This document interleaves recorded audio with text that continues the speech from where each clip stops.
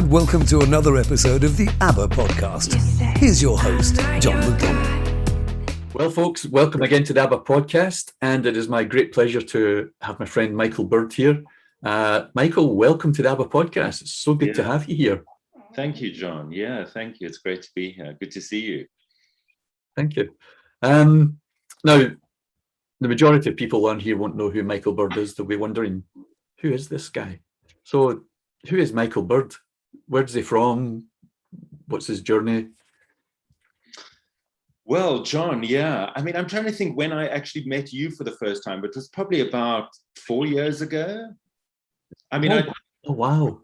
Or was it? Yeah, 3-4 years ago, somewhere around. We kind of connected, and we were aware of each other before then, but exactly. We hadn't actually sat and had a conversation. Yeah, I think the first time was down at the gathering down in the South Coast. Was it at Oasis? It was at Oasis. That's correct. It was Oasis. Yeah. Anyway, so who am I? Well, my name is Michael, as John has said. I'm originally born and raised in South Africa. Left South Africa 25 years ago and moved to Scotland, actually. And I was in Scotland working for a South African company, and then lived in Scotland for 4 years. And then decided to move down to London to go back to university to train to be a midwife, bizarrely. And I've been in London kind of backwards and forwards since 2001. But I was born and raised in a very small town in South Africa called Stellenbosch, for those of you. Oh, yeah. Do you know Stellenbosch, John? Yeah. A small little town, probably about 45 minutes drive from Cape Town. But nice wine. Beautiful wine, and a very beautiful town, a very, very beautiful town, but incredibly conservative. A university town, and a very strong Afrikaans stronghold. I was going to say, was it very Afrikaner? Very Afrikaans, yeah, absolutely. Yeah. And obviously, I was born and raised kind of in the midst of apartheid in South Africa. So it was a very white, kind of almost extremist, stronghold, conservative little Afrikaans town. Which brought its huge challenges of growing up and, living and, being slightly different. It was hard and tough. So how did faith come into the picture for you, Michael? How did faith come into the picture? So I was born and raised in a Christian family, John. Right. From the minute I can remember, my parents, hauled us kids to church on a Sunday morning. I was probably 4 or 5 years old when my first memories of kind of going to church and being aware of who God is, and being aware of salvation, and being aware of these things. So it's always been part of my life. There's never been a moment, even my journeys of up and down, and there's never been in a moment that I haven't been aware of who God is. Wow, that's awesome. Yeah, that's pretty cool. And growing up in apartheid, I've spoken to lots of Black people about that, but I haven't really spoken to many Afrikaans or white people about what apartheid was like to be a part of. How did that affect you, Michael, growing up in that kind of atmosphere? John, I guess when you don't know what's going on around you, you blissfully unaware. So I grew up in this bubble of South Africa, where Black people weren't allowed to go to school with me. Black people weren't allowed to go to the same churches. They weren't allowed to go to the same beaches. They weren't allowed to go to the same supermarkets. They weren't allowed to marry. They weren't allowed to have relationships. So I didn't have any Black friends. Yet the only Black people I knew were Black people that worked in our home, and Black people that worked, in the garden, and we were completely segregated. Wow. And it was really, I guess I was blissfully unaware, and school was very conservative and actually really spoke for apartheid. We're talking about the 80s now. And I went to an all-boys school, and it was very strict, very conservative. And the first time I realized actually that, wow, something has something is not right is when I left South Africa when I was 17. I left South Africa and I moved to Israel. And then I started becoming aware, being removed from the situation, to looking back at what I'd grown up in and realizing, oh my goodness gracious me, what I'd grown up in was such a mess. And it was so, it was just really hard. I remember meeting this black girl, Anne, on the kibbutz that I was working on. She was from London, and she had a much better understanding and diction of English than I ever had. She spoke like the Queen. And when I met her, I always tell people the story. When I met her, I was like, this just does not make sense to me. You know, here's this black woman who is on equal level as me, who is on equal level to me. And I really struggled with it. I really struggled with it because it was something that was so foreign to me. Well, you'd also been indoctrinated, hadn't you? You'd been indoctrinated that black people were not on the same level as you. Absolutely. You know, and I guess it's not something you actually sat down while you lived in Stellenbosch to work through and rationalize. It was just like, this is the way it is, and this is what I've always known. Yeah. And suddenly you're being confronted with this person who does not conform to that. Absolutely. And it's totally outside your experience. That must be mind-blowing, Michael. It was mind-blowing for me. And I remember her like I met her yesterday, John. And that I'm 51 now, and that was when I was 17, 18. So, and it was it's as clear as daylight to me. And I met her and I was immediately confronted with, wow, my goodness, my prejudices towards black people, everything that I'd grown up with and everything that I thought was normal, I realized was absolutely not normal, you know. And it was really hard. It was really hard. And actually that has been a long process, John. You know, I can lie and say, oh, it's fine now, but I still, after the age that I am, I still have to confront those prejudices in my own heart. You know, and I mean, I'm in a totally different place where I was then, but it is something that you're so indoctrinated with, and something that has been so deeply ingrained in who you are, is very difficult to undo. And even when Sorry, on you go. Carry on. Even when I go back to South Africa now and I'm confronted with it again, because, you know, it's still very, very present in South Africa. It is now that when I go back, I'm absolutely horrified at, you know, that the reality of some of that is still happening in the country. And it's very difficult for me. Very, very hard. Yeah, because, I mean, it's in your school, it's in your politics, it's in the church, it's in your family, it's in your friends, and it's so difficult to imagine. That they say, don't they, you know, give me the boy before he's 7 and I'll show you the man.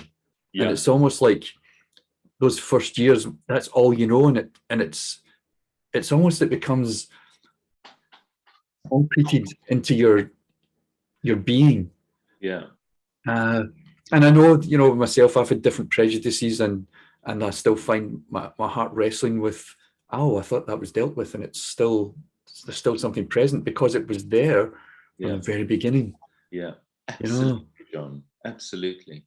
And it is a lifelong process of unpicking and unraveling. And it's really interesting, the journey that God has brought me on, because I've been very organic in my life, John. Like, my life, I have not planned anything. I'm not one of these people that have a 5-year plan, a 10-year plan.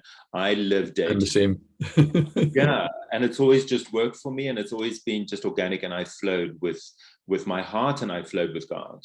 And I mean, my kind of job now, I work with, for the last 12 years, I've worked with majority sub-Saharan African women. And it's been really interesting what God has done in my heart, about learning to love and learning to forgive and learning to just walk with these women and African women who I have deep connections with and deep relationships with and deep beautiful moments with, and I know that it was part of God's plan to bring out and to the unlearning of everything that I had learned as a child. But it's taken a long time. you know. It's awesome though. It's That's awesome to see the other side of, that's fabulous, Michael. It really is. It's really been amazing, John. It's really, that part of it has been of my heart and of my life. I look back at it now, and you don't always understand when you're in it, but when you sit and you look, you realize, oh my goodness, yeah, I can see why I've journeyed through that, you know. And I can see why I've journeyed through the last 10 years of working in this job. And I know that, but a lot of it is to do, a lot of what God put me in this place that I can unlearn, and I can learn to learn, you know. So it's been amazing. That's awesome. So you were saying that you went, your earliest memories of going to church is perhaps 4 or 5 years old. Yeah. When was there ever a moment when you thought, actually, I want to take this seriously and I want to walk with God, I want to serve God, or what? Was there any kind of period where you went through that kind of thing? You know what I remember, John, from the earliest memories of knowing him, of having deep spiritual experiences with God, and they were not religious, they were just me and him. I remember sitting at church as a 6-year-old boy, just experiencing the presence of God. My parents used to take us to a mission station called Kwasisabantu, which there was a revival amongst the Zulus in Zululand in South Africa. A German guy by the name of Erlo Stegen came over, and he started this mission station. And my parents used to take us there as kids, and we used to spend like a week at a time on this mission station. And I remember my earliest memories again there, probably I was about 9, 10, 11 years old, is sitting in these meetings and listening to the Zulus worship, and just having the most profound experiences with God, just sitting there crying and crying and crying as the presence of God would just come and just bring life to my heart, you know. So I've always had these powerful experiences, but yet with these powerful experiences, I've had some very difficult experiences that I've had to journey through and that I've had to work with. And so there have been moments where, and I think, as I said before the podcast started, that there's been moments where I've always had an awareness of God. So even when I've turned my back on him and seemed to have walked the other way, I've still always known that he is there. And I've always reached out to him. And I've always, in the depth of craziness in my life, I've always had connection with him. So that's never been severed. But there have definitely been moments where it's been easier, and moments where, okay, now is time that I'm going to invest more into this, you know, more into being with him. But there's always been, I have to be truly honest and say that I've never not known, and I've never had moments where I've never believed that he's real, because I always have believed that he's real, you know. That's incredible, Michael. Yeah, I feel very blessed with that, John. I feel very, very blessed. And actually, in the difficulties of things that I journeyed in my childhood and the things that I've journeyed, what I can say is I'm so eternally grateful, even though that it was very religious and very structured, for my parents for sowing that into me at a young age, you know. It wasn't perfect by any means, but it started something in my heart, you know. That's incredible. So basically, there's always been an awareness that he's real, he's there, he's for you, but then you've had times where you've intentionally pressed into that. Exactly. And I never really have a memory of when I got kind of saved or born again, you know, because it's always been, there's times where I've said it, but I've always known. Yeah, I have a couple of other friends like that, who are the same. You know, everyone says, on this day in 1990, I get saved, and he said, and people would say to them, when did you get saved? And they were like, oh, I don't know. Yeah. You know, it's just, I just know I woke up one day and realized that I'm walking with God and I enjoy it. Yeah. You know, and it doesn't fit the pattern, does it? It doesn't fit that idea of like, when did you get saved? Yeah, absolutely. I mean, I do remember having an experience at a church camp, actually. I must have been about 6 years old. And I do remember in this kind of like children's church thing, kind of in my heart, making some kind of commitment to God. Yeah.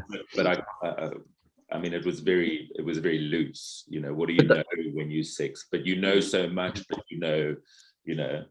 But then it was a part of your journey that had started previously. It's not Exactly. as though it was a sudden moment. It was a progression of your journey. Yeah, exactly. Wow. Wow. And of course, you and I met through the whole Fatherheart Ministries, the love of the Father. How did that revelation come to you, Michael? God as your father, as your parent? Well, what I can truly honestly say, John, that was a game changer for me. You know, that revelation in my heart literally transformed pretty much everything that my life was before. You know, so it really, I mean, I knew God, I knew his presence, I knew Jesus. You know, I'd had you know, I knew the Holy Spirit, I knew his presence. I journeyed through kind of, you know, the whole Toronto kind of blessing. I'd experienced all that. But yet something, there was something missing. You know, I wouldn't have known that, but when I had the revelation, I realized what was missing. And yeah, I'd heard about, you know, God as a father. I'd read books. But I'd never had an awakening in my heart, and I'd never had the revelation. And it was at an A school in church in Collier's Wood at Oasis with Trevor and with Wynette. Trevor and Wynette did the A school, and it was in that school where kind of God really opened up my heart, and I saw something new, and I saw something fresh, and I saw him, you know, standing there as my father, and knowing that, and I think what became so much more real to me in that time, John, was that what it means to be a son, because you can have a father and have a revelation of the Father, but if you don't have a revelation of sonship, then what is it? You know, but it's that relationship, it's that father-son relationship, it's that father-daughter relationship. You know, it's not him as a father, but it's me as a son. And how do I respond as a son to a father? And how do I allow a father to father me as a son? And I think in that revelation, I realized the brokenness in my earthly relationship with my father, who I love dearly, and I've had a great relationship with, but that was quite difficult. But so it opened up something in me to think, wow, this is now a part of my journey where I have to allow Father to father me, and how do I respond to him as a son, and what does sonship look like? I didn't have a clue. I had no clue, because I never really knew what it was to be a son to my own father. And so that opening up just really changed my life, you know, because I had to now start confronting issues with me in that area of allowing Father to father me. And it's been beautiful. I can just only say that it's been beautiful. It's been challenging, it's been difficult, it's been, you know, it's been quite isolating because things have happened, but I look back, and that was 2015 that revelation really took hold of me, and I see how I've journeyed now, and just the freedom that I walk in now that I never walked in before is on a different level. That's amazing. Was there any particular point where you thought this is what broke it open for you, or was it just an accumulation of things? I remember sitting under a table at the church, kind of journaling, and again, it was a thing on sonship, John. It was a thing on sonship, and I think God really showed me in that moment that what sonship really was, and that I was created to be a son. I've always been his son. It's not since I had an experience of who he is. Before the foundation of this earth, I was created to be his son. And I think in that moment where I realized that this awesome, amazing, incredible father that I have, I'm his son and I'm part of him. And I think that revelation just broke it open for me. That eternally past, eternally present, and eternally future. The core of who I am is I'm his son. Nothing more, nothing less. And that's really all that matters. My relationship with him and my journey as his son. Everything else is peripheral. Every other struggle, every other difficulty, it's that relationship with my father and me walking as a little boy, as his son, that is just such a beautiful thing for me. So how, this might be difficult to answer, but how does that impact on kind of daily living then, Michael? We talk about having revelations and it sounds wonderful, but how, are you able to articulate how that impacts in your daily living? Do you know what, John? I think, I've journeyed my entire life kind of, struggling with my sexuality, struggling with, I say it's struggling now. I don't feel it's so much of a struggle anymore, but it was a struggle of same-sex attraction and living in a homosexual lifestyle. And I think prior to having this understanding I lived in such guilt and condemnation because of my past, because of my life, because of my thoughts, because of my actions. The condemnation was so intense for me. And I think walking on a daily basis now and walking in the sonship, I realize I don't live in condemnation anymore. Wow. I don't live in condemnation anymore, John. I'm not condemned by who I am. And I'm not condemned by my life, and I'm not condemned about, and I think on a daily basis for me, what I've realized over the last while is, wow, that condemnation is gone from me. That's awesome. And I think that's what it looks like on a daily living for me, is that I, in a relationship with Father and experiencing that love and letting that love come in, it just crushes anything else that might come into me and say to me otherwise. So knowing my sonship, knowing my hand, and this, as you know, life comes with so many pressures and so many things that we've been born and raised with, so many just so much stuff from the world and from our past and from everything that comes in to bring condemnation in our lives. And the beautiful thing is that there is no condemnation for those who walk with Jesus. For those who have a revelation of who Father is, there isn't any. Wow, that's awesome. Yeah, because you must have lived a lot of guilt, not just about things you've done, but because you felt that way, because you were same-sex attracted. There must have been a lot of guilt and shame and confusion there, Michael. Yeah, absolutely, John. And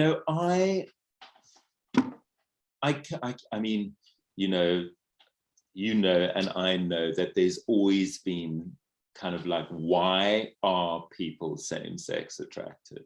Where does that come from? Yeah. Like, what are the issues surrounding same-sex attractions? And there's a lot of theories. There's a lot of which I've looked into, I've learned, I've read about, and where does it start? Where did it begin in my life?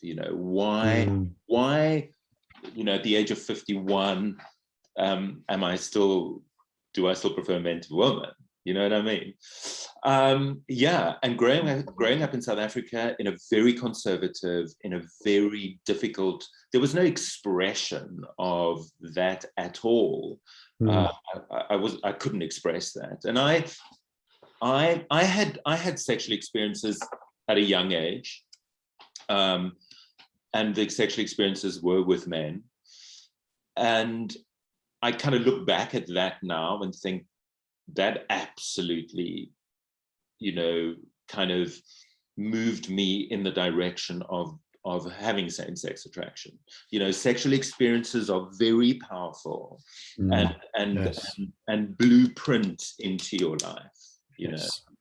And I often wonder, if I didn't have those sexual experiences when I was young, whether I would still be walking this way today. I will never know. But that's besides the point. That's not what it is. Yeah. But having those sexual experiences, and then journeying as a young boy, as a young adult, always then realizing that my sexual attraction was towards men and not towards women, was a very, very hard thing for me, John, especially to face, because in my growing up and in the Christian world that I knew, it was not an option at all. It was kind of like poof's not allowed. Yeah, absolutely. Poof's definitely not allowed. And you go to hell. You will go to hell, even though that you are born again. You will go to hell if you get. And so it was a struggle for me, John, a real struggle, and I did act out on it, but I would never let anybody know. So sure. Even I'd be acting out in kind of sexual encounters with men, but it was all behind closed doors. And I could never face the reality of, this is how I feel. This is my attraction is inside. It was turmoil. All I can say was I felt like this schizophrenic person. This is my one life. This is my other life. So was it like, yeah, I'm enjoying having this sexual encounter, but afterwards there's guilt, there's shame, there's fear, there's absolutely. Because you hiding something so deeply, connected to who you are, and oh, I had kind of a few breakdowns as a young adult, just all because I was carrying so much of this and just didn't have an outlet on how to deal with it or where to go with it, or and also just my family were, my mum and dad were, and still are. It's quite difficult subject. We don't talk about it, and so not having that approval from your parents, having absolute disapproval from your parents about life choices that you've made, and then being rejected by them, So I think that's when, like, this revelation of God as your father coming in just really broke it open as well, because I realized, wow, fathering is not about,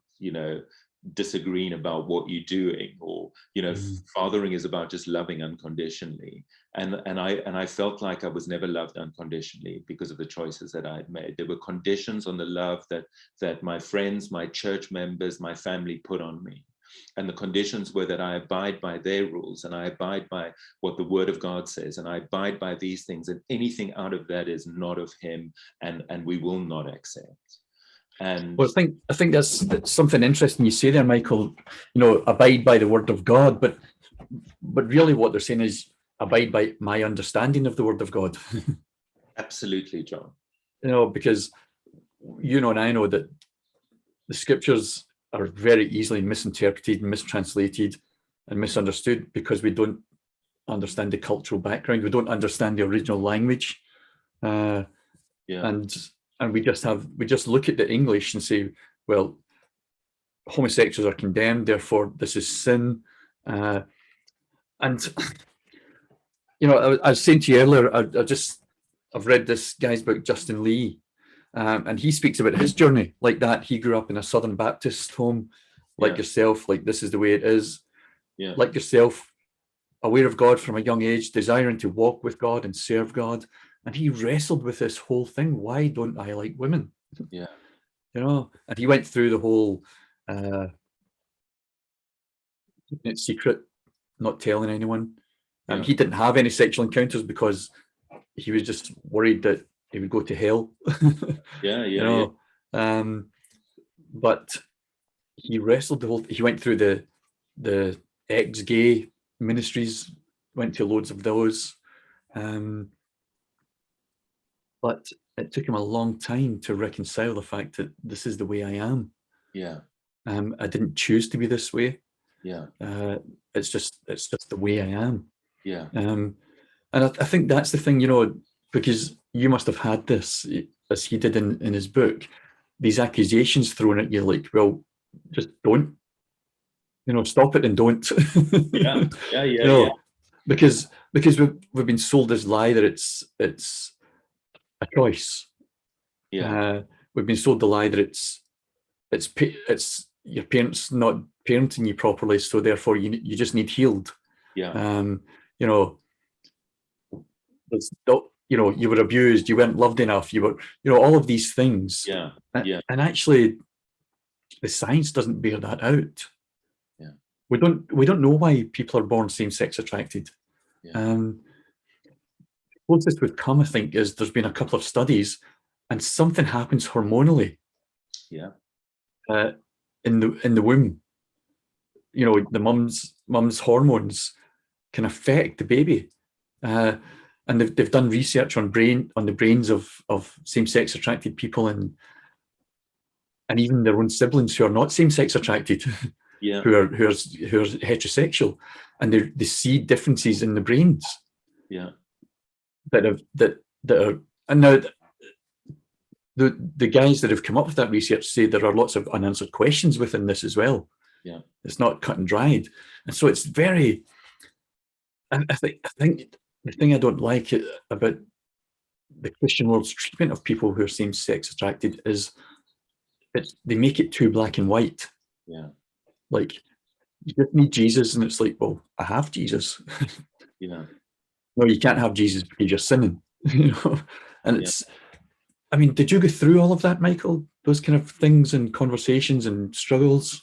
Yeah, John, I tried everything. Let me tell you, I've tried everything. From the minute I knew, actually, when I probably was about 22, 21, 22, when I was in university in Cape Town, I had a complete meltdown. I had a kind of a little bit of a crazy encounter with this man, and that really unraveled me. And I really then had to start looking at what was going on in me, So, and then realizing again, confronted with this reality that actually, wow, my goodness, I way prefer men than I do women. I've never been sexually attracted to women. And so I set out on this journey, kind of got connected into this church in South Africa, kind of discussed it with the pastor, and people didn't really have answers, John, and they didn't know how to treat people. And I look back at it now, and there's no kind of animosity or hard feelings towards them. It was just they just didn't know. Like, someone comes to me, someone comes to them and says, "Oh, they're gay." Like, oh my God, what do we do? So, I mean, there was a lot of prayer. There was a lot of deliverance. That's it. Pray the gay away. Pray the gay away. I remember one evening at a kind of youth meeting, like everybody coming around to try and deliver demons out of me, the homosexual demons. I've been through psychotherapy. I've done cognitive behavioral therapy. I've done counseling. I've been to lots of gay ex-gay organizations to kind of help me through this journey. In my life, I've tried everything, John, and I sit here today the same as I was when I was 17. Yeah. Do you know what I mean? There's been no change, absolutely. Well, no change. It's like trying to get someone like me, heterosexual, to stop finding women attractive. Yeah, absolutely. But it's just how I'm wired. Yeah. I just don't get your attraction to guys. Yeah. Do you know what I mean? And Yeah. you don't get my attraction to women. Yeah. Because it's not your attraction. Yeah. You know? And I realize now, what I realize now as well through this all is that life is life, John. Do you know what I mean? Life is far from the ideal that God created it to be. You know, if creation and that is what we believe in, and God created this before sin entered the world, you know, then life is not perfect. Life is not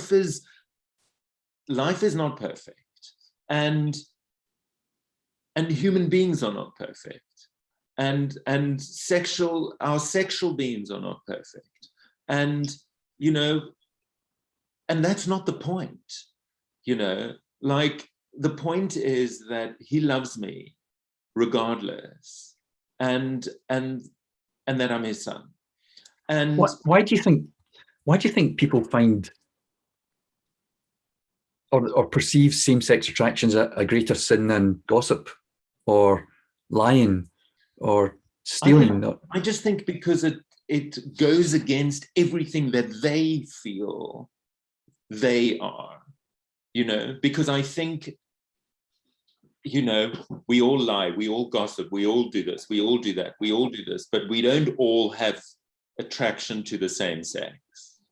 So I think it's something that they're terrified of, they're very fearful of, they don't know about it, and there's always been this perception that, you know, whether it be men's same-sex attraction or women's same-sex attraction, that it is a greater sin than if you heterosexually, you know. Yeah, if you have commit adultery or sleep with your girlfriend or before you're married. Exactly. So there's the homosexual side of it has always been deemed, and I've heard pastors speak of that from the pulpit.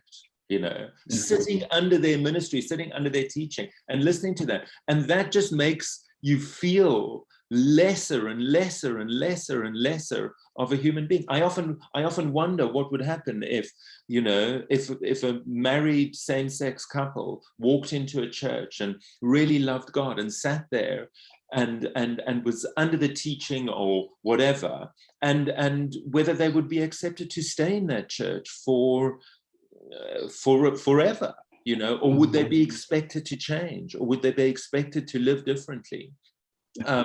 So yeah, I mean, I think I don't know where that comes from, John, that homosexuality or same-sex attraction is a greater sin than another sin. I have no idea, but it certainly is what I have felt, and it certainly is what the church has made me feel, that I'm less as them because this is who I am. Yeah. And I think that was part of the deep struggle as well, that I'm actually a less of a person than other people.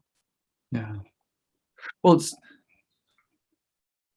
our sexuality is a part of our identity, regardless of whether it's heterosexuality, homosexuality. It's a part of our identity. And when you're continually told that element of your being is wrong, that what does that do? I mean, and all of the stuff you go through, and I know people mean well, they want to help, they want to fix you, you know, but that can be traumatizing on someone. It's like the church trying to heal me from being green-eyed. Yeah. You know, like cast out the demons of my green eyes or something, or I mean that's traumatizing because it's an essential part of who I am. Absolutely. As much as my sexuality is, as much as my sexual attraction to my wife is an integral part of me. Yeah. And that would be traumatizing. To continually being told you need to be fixed because you are wrong. Yeah, absolutely. And I mean, you know, a lot of kind of, you know, people that suffer, but people that struggle with same-sex attraction have terrible self-worth. and have terrible mental health problems, depression and all these things that surround it, purely because they've been constantly told that they're lesser of human beings and what they're doing is not right. So then again, that internal turmoil and struggle of, well, gee, if I can't be who I am, then what? And I find, or what I've found over the years, is that Christianity, or Christendom as we've understood it, kind of does that not just to same-sex attracted people, they do it to everyone.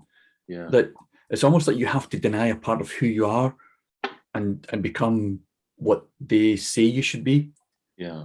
That it creates this internal struggle, I think, in most believers, not all, but I think in most, where I'm inclined this way, but I'm being told I can't be that way.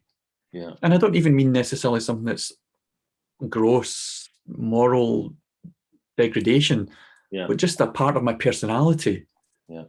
And I'm being told I can't be this, I have to be this. Yeah. And that's incredibly traumatizing and damaging. And so I guess it's no wonder that you had a couple of meltdowns. Yeah, totally, John, totally. And I just think also kind of what I'm realizing in my own journey, and what I think walking in a revelation of knowing that God is your Father and that you're His Son, that and walking in love, and just that this life is about receiving love and giving it away. That's my responsibility. That's my responsibility is not to judge, not to condemn, not to look and say you're right, you're wrong. My calling in this life is to walk in love and to love people the way that God loves me. And I just think if the church had that revelation, if the body of Christ knew that it's not about condemning people, that it's not about judging people, that it's not about saying this is right, this is wrong, what you're doing, the lifestyle that you've chosen to live is wrong, if they could walk and love people. Love transforms and changes, John. Love transforms and changes, and I think even in that, even me just saying that now, I'm saying that love transforms and changes, but it hasn't transformed and changed my sexuality. It's transformed and changed so many deep things within me, but it hasn't made me straight. So within it all, I just want to live in love. I just want to live knowing that God loves me, and I want to extend that to other people. And I think walking in same-sex attraction and being attracted to men, big deal, seriously. Just let people get on, let people live their lives, John. Well, I've realized, Michael, that God never asked me to fix anyone. Absolutely. He never asked the church to fix anyone. Yeah. He never asked me when I was a pastor to fix anyone, but I tried to. Yeah. I tried to fix people. Yeah. And I got frustrated when they weren't fixed. Yeah. Yeah. And so I wonder if it's the same in this with same-sex attracted people, because you're wired that way. It's who you are. Yeah. And people get frustrated when they can't change you, they can't fix you, they can't heal you. Yeah. But I think you nailed it on the head, Michael, when you said, but what we're called to is to love. Yeah. And if people need to change, then let God love them into change. Absolutely, John. Jesus said, this is how they'll know you're my disciples, by the love you have for one another. Yeah. So I realized my calling is to love people. Yes, point them to Christ, continually point them to Christ. Yeah. But everything else is up to Him then. Absolutely, John. Absolutely. All I do is point them to Christ, love them, walk in love with them. Yeah. And let Christ do the rest. Yeah. Yeah. And it's so liberating that I do not have the responsibility to change you or to even try and change you. Yeah. Or to want to change me. Yeah, or even to want to change you. Yeah. I'd rather have my friend Michael, who is honest about who he is, than my friend Michael pretended to be what he's not. Yeah. And I think when people are confronted with this issue, and it is an issue, and it is an issue in the church because people don't know what to do with it. And I think when people are confronted, it brings out their own issues. You know what I mean? It really brings out their own prejudices and their own issues towards people that are same-sex attraction. Because actually, if you truly did walk in love, you wouldn't bother. It's not, it wouldn't bother you. Why would it bother you if a man is attracted to a man, or if a woman's attracted to a woman, or if they're in a relationship, or if they're married? Why would it bother you, John? Yeah. Because if you are truly walking in love, that would not bother you. You would just want to love them. And as you said, let Jesus do the rest. It's not my job. And it's been a massive culture war in the church. Massive. You know, attacking homosexuality.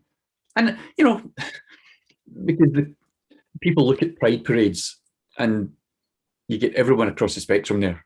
Yeah. You know, you get the guy in the three-piece tweed suit in the pride parade and the guy in the fishnet stockings in the pride parade. You know, it's like, but people only see the guy in the fishnet stockings. Yeah. And they say, that's homosexuality. Yeah. Now, before I became a believer, I had no problem with homosexuality.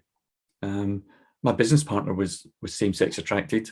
And he did some outrageous things. You can imagine. I've been to some parties with him where I was, you know, I'm the only straight person there. Yeah. Yeah, you know. I know this. You know what I'm talking about. You know, I used to go to the gay clubs. I'd go for a drink with all go for a drink with all the guys who are same-sex attracted. And I think I said this to you. I was like, you know, I was quite often wondered what was wrong with me because none of them ever hit on me. Yeah, what's going on? I thought, man, I must be uglier than I'd realised. Yeah. But when I became a believer, I feel as though I was indoctrinated. Yeah. And I became prejudiced. Yeah. Against guys who are same-sex attracted. Yeah. I became anti same-sex attraction. Now, I think, like you say, this revelation changes your heart, and this revelation of the Father has been changing my heart. Yeah. And understanding that actually it is just prejudice and it is bigotry. Because you see, he doesn't love me more than he loves you because I'm straight. Yeah. Yeah. Wow. He doesn't love you less than me because you're same-sex attracted. Wow. Wow. My goodness. And if he loves like that, yeah, why can't I? Yeah. Why don't I love like that? Why doesn't the church love like that? Why is same-sex attraction such a massive thing in the sight of the church? Yeah. And I understand there are scriptures and everything, but I've had a look at these scriptures and they don't support the view that God condemns homosexual people to hell. Yeah. Yeah. I don't have time to go into it now. I'll probably do a separate podcast on that. Yeah. But I'm convinced that God does not condemn people to hell. Well, I don't think he condemns anyone to hell. Yeah. But I love what you said, you know, when you're in Christ Jesus, there is no condemnation. Yeah. And I don't believe that God puts any condemnation upon people who are same-sex attracted. Yeah. Yeah. You know, it's interesting, you know, you've been saying you're walking with God for what, almost 50 years now? Yeah. And he's not changed your sexual orientation. Yeah. But he's changed a lot of other things in your life. He's changed your bigotry and prejudice to black people. He's changed how you walk through life. He's changed how you view yourself. He's changed how you view other people. Yeah. You know, and that, for me, that begs the question is like, so perhaps same-sex attraction is not as big an issue for God as it is for us human beings. Yeah, absolutely. Because surely if that was a huge issue, God would have changed that in you. Yeah. Yeah. If it's something that worried him and he thought would stop you getting to heaven, Yeah. if you like. Absolutely, John. You hit the nail on the head there. But he's changed other things in you. Yeah. Yeah. So And let me tell you what, if I sorry, John, to interrupt you, All but right. if I didn't walk with this, and I viewed it as a struggle in the past, and I viewed it as a big stone and a hindrance, but I now embrace it, and I see how connected I am with him through it. So I now see it as a blessing. You know, I truly see it as a blessing, John. That's pretty cool.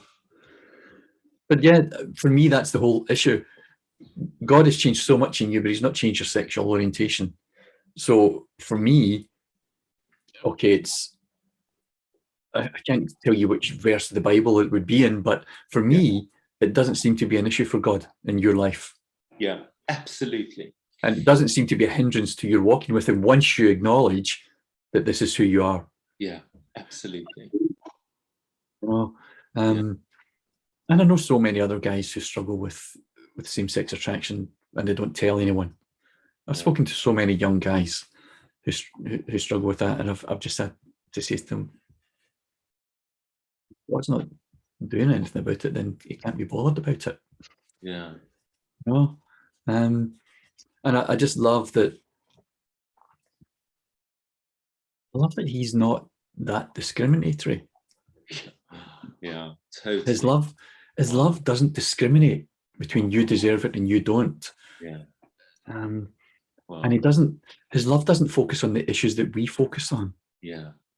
You know, he looks at our hearts and sees, here's where there's pain.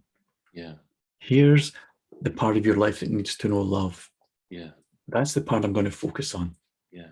I'm going to focus on this part of your heart that needs to be loved. Wow. Yeah, but God, I want you to deal with this. And he's like, yeah, but that's nothing. Once we deal with this stuff in your heart, that'll change, you know. And it's incredible. Yeah. You know, and I love how.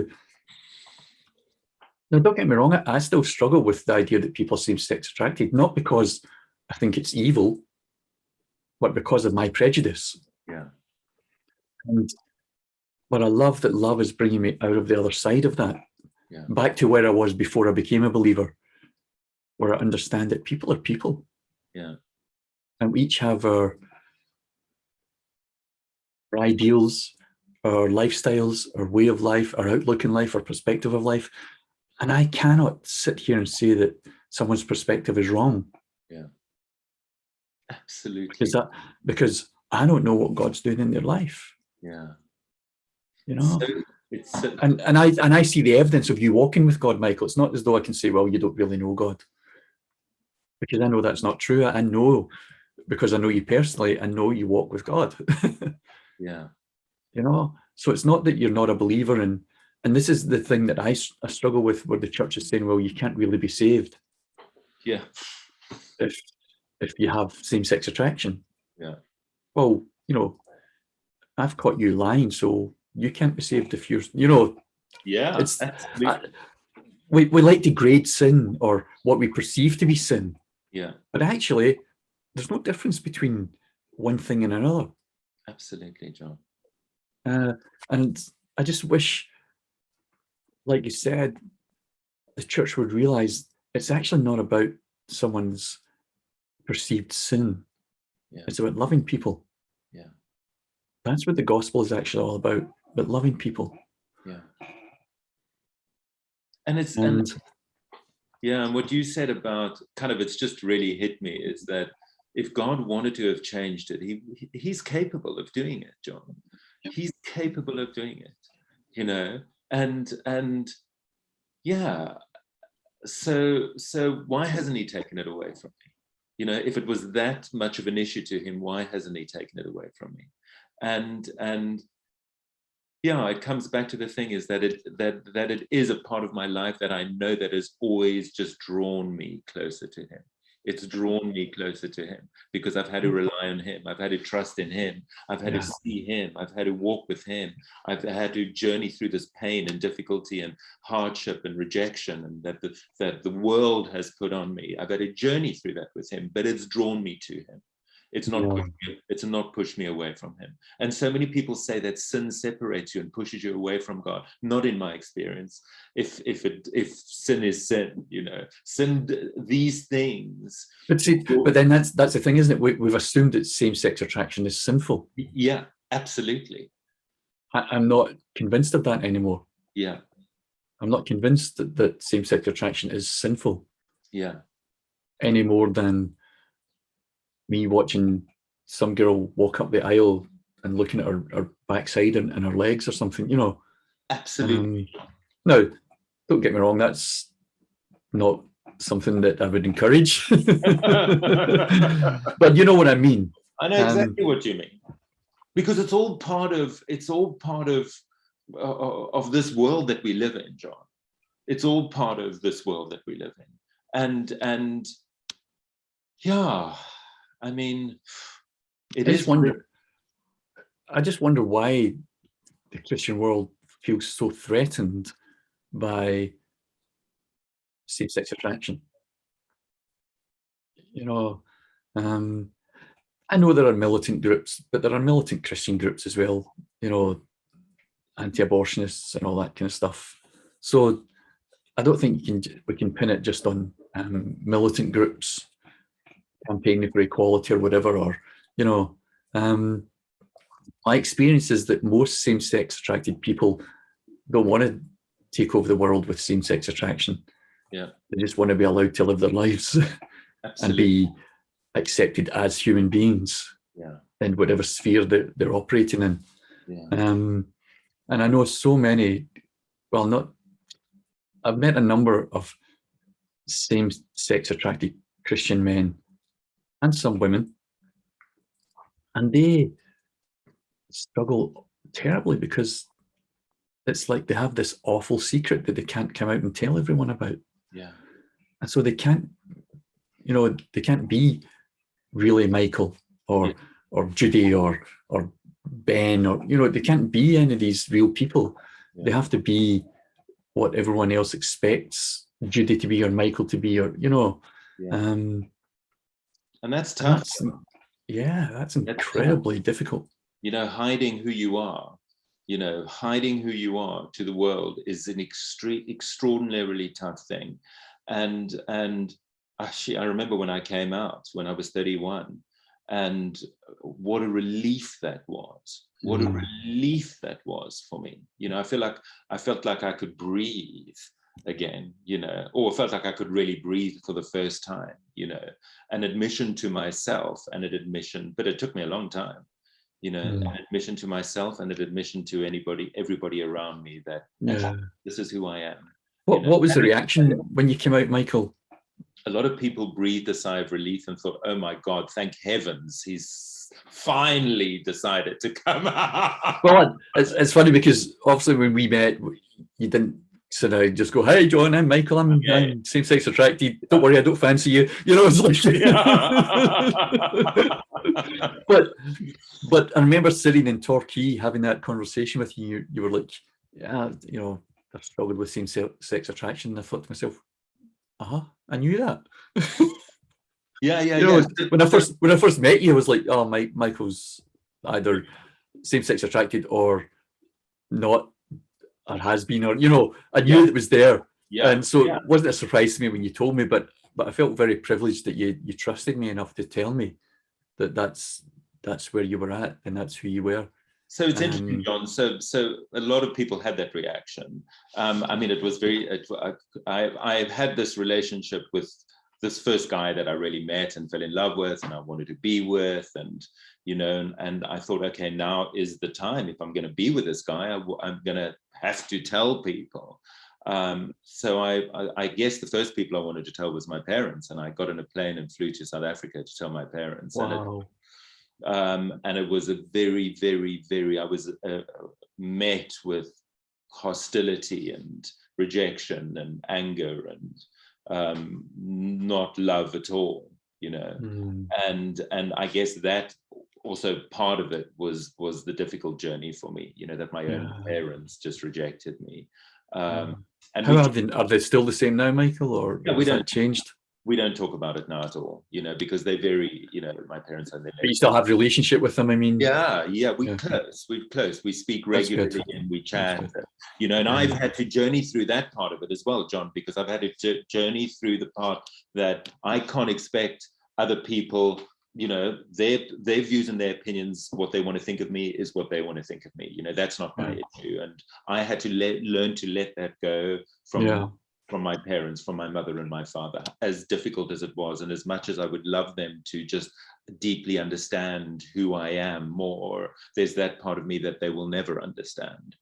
And so, yeah, and that was tough, you know, when your own family kind of rejects you, but journeying with God and allowing him to father me in that place has really been able to extend love and just compassion and kindness towards those who don't see it the same way that I do, you know. So how did the churches you've belonged to, how have they received that you and your sexuality?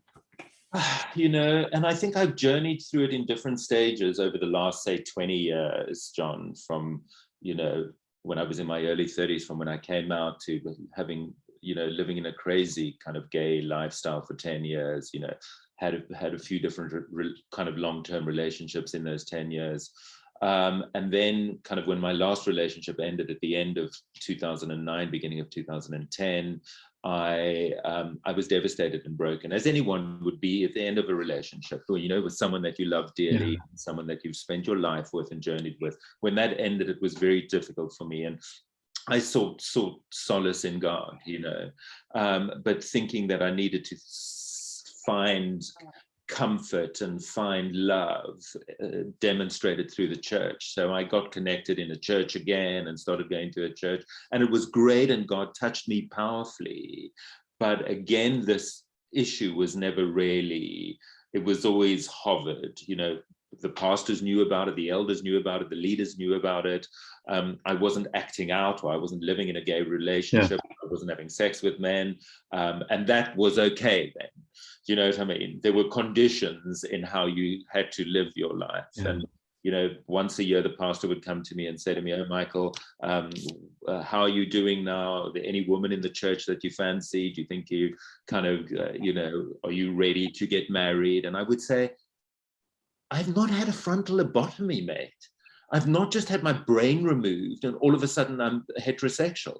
It's just not happened. Like, when are you gonna get it?" You know. So there was always this expectation on me that I am on the journey to becoming heterosexual. This is what walking in Christ is. This is what walking in the church is. This is what healing and restoration and wholeness is. You're on the journey to becoming heterosexual. And so that was my entire the expectation of the church on me when I was in churches, and still is. And I still have friends that have that expectation, that I've had to spell it out very clearly to them that it ain't never going to happen. I'm happy with it. I'm content with it. What is your issue with it? You know? Well, I think that's the important thing, isn't it? Like, are you content to live with being you? And I don't just mean for same-sex attraction. I mean for any person, any human being, because I find that the majority of human beings are not happy living with who they are. Yeah. You know, this is why we've got this proliferation of reality TV, because none of them want to be who they are. They want to be someone else and something else. And, you know, and the sales of Botox have rocketed, and slug eyebrows, and, you know, lip fillers, and because no one is content with living as themselves. Yeah. And I think if you found that peace, regardless of whether it's heterosexuality, homosexuality, no sexuality, if you're asexual, I don't care. It's, are you content being you? Yeah. And I find for myself personally, that's what this revelation of the Father's love has done for me. Yeah. Enabled me to be content being John. Yeah. And It's such a that's my prayer for everyone else. Yeah. It's such a beautiful thing, John. And you know, kind of where I'm at now with the whole situation is that, you know, I know what is not healthy for me. You know, I know the things in my life that trigger, that wouldn't be healthy for anybody. We all have Yes. things that know that we are not healthy. I'm aware of these things. Yeah. I'm aware that if I'm feeling low and I feel like I need to act out, it's not going to be healthy for me. Yeah. You know, having random sexual encounters is not healthy for me. You know, it happens. It's life. I'm not going to be stressed out about it. But it's not healthy for me. And I know the triggers in my own life, and I'm journeying through them, and I'm letting Father help me to find comfort and solace in Him, you know, drawing my comfort from Him, drawing my love from Him, drawing my acceptance from Him, drawing those things that I long for because I'm single and I don't have, you know, a relationship which I desire. And I think that's the thing, as you get older, it's not about sex. Yeah, absolutely. It's about companionship. It's about someone knowing you. Yeah. You know, I'm 60 now. Believe me, it's not all about sex anymore. The figures have less effect upon me. But I have wonderful companionship with a woman who understands me. Yeah. And lets me be me. Yeah. And I miss and vice versa. And that's really, I think as you get older, that's what becomes more important. Yeah. And the sex part, when it happens, is a lovely, intimate moment. Yeah. But it's a small part of that. Yeah. You know, and it's almost like Scripture saying people with your sexual orientation aren't allowed to have that. Yeah. Because we think it's wrong. Yeah, and that I must admit is difficult, and that's what I do struggle with it, because I would love that, and I've had it in the past. I just kind of think at this point in my life where I'm at now with it would be very difficult to enter into a relationship with another man who didn't kind of have some kind of spiritual Christian kind of revelation, you know, and that's not easy to find in, you know, who are men who have same-sex attraction. I mean, I don't know many, you know, who, because they've all run away from that because they've been condemned in it, you know. So all you know, men and women that have same-sex attraction have run away from God because they've been condemned by people. And they felt that God has condemned them. So it's very difficult to connect with people in this way, and that also would want a relationship. So I find, so the loneliness is real, you know, the loneliness is real. But I do walk daily with Him, you know, and I know that in those times of loneliness that He does bring comfort, John. He does bring comfort. And if it never happens in this life, well, I draw from Him, you know, and he. But I would be open to it. I would be open. The older that I get, I feel like, gee, I'm just as entitled as anybody else to meet somebody and love them and care for them and let them love and care for me, you know. So I am open it, but it's just kind of a little difficult. Yeah. In this where I'm at and who I would want to meet, you know. Well, what is it that was said? It's not good for the man to be alone. Yeah, I get that because it isn't because we all have that part of us that yearns, you know, to be comforted and held by another human being. We can get it from God, of course. He's the source of all comfort. He's the source of all love. He's the source of everything. But He created us in that way for deep connection with another human being. Well, I think that's part of what it means to be made in His image, isn't it?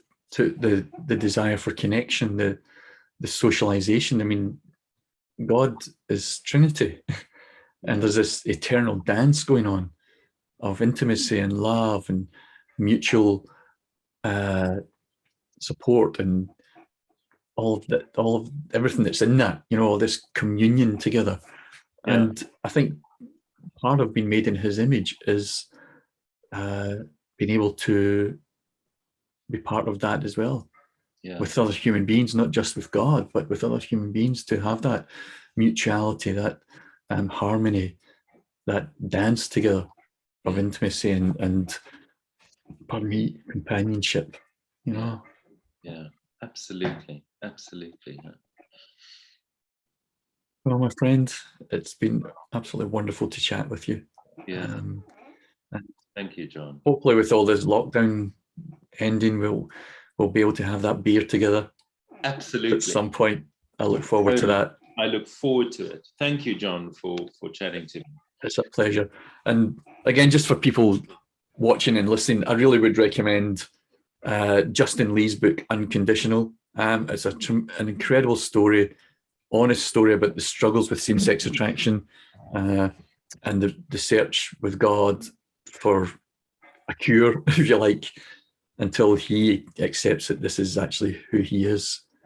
And so he stops asking, why am I like this? And starts to ask, God, how do you want me to live? Wow. And I think that's a fabulous question for him to discover, that this is the question he needs to ask. He needs to ask God, how do you want me to live? Wow. Cool. I think you're finding that, mate. I am. I think you're finding how God wants you to live, and I'm so happy and so pleased. Awesome. I love you, bro. John. Thank you. Love you too. But enjoy the rest of your day. I will. It was fabulous to chat with you, mate. And we'll catch up really soon. Of course. All right, John. Lots of love. Bless you, buddy. Bye-bye. Come on, you didn't think I would